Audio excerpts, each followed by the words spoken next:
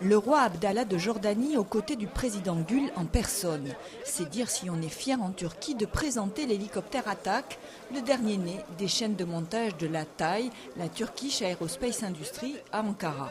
Un hélicoptère, mais aussi un char d'assaut ou un drone made in Turkey, des matériels militaires qui sont le symbole du changement de stratégie dans ce domaine.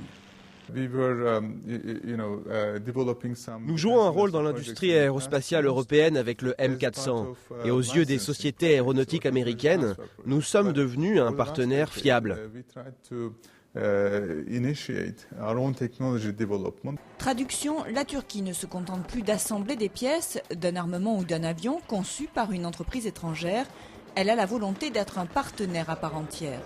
Pour vendre en Turquie, il faut passer par des associations avec les entreprises locales.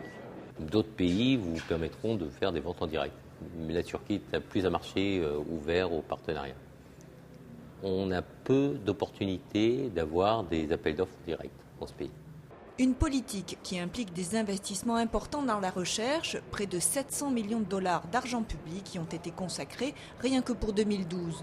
Une manne qui irrigue des groupes publics comme TAI ou Roketsan, ainsi que le millier de sous-traitants qui se regroupent, comme ici sur ce premier salon de la défense et de l'aérospatiale d'Ankara, afin d'avoir davantage de visibilité.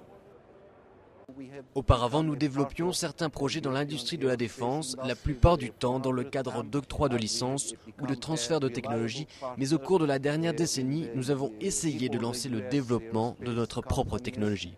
Avec des coûts de production plus bas qu'en Europe, la Turquie veut aujourd'hui exporter son armement au Moyen-Orient et en Asie. Ankara s'est donné comme objectif d'atteindre le 10e rang mondial pour le chiffre d'affaires de ses industries de la défense en 2023.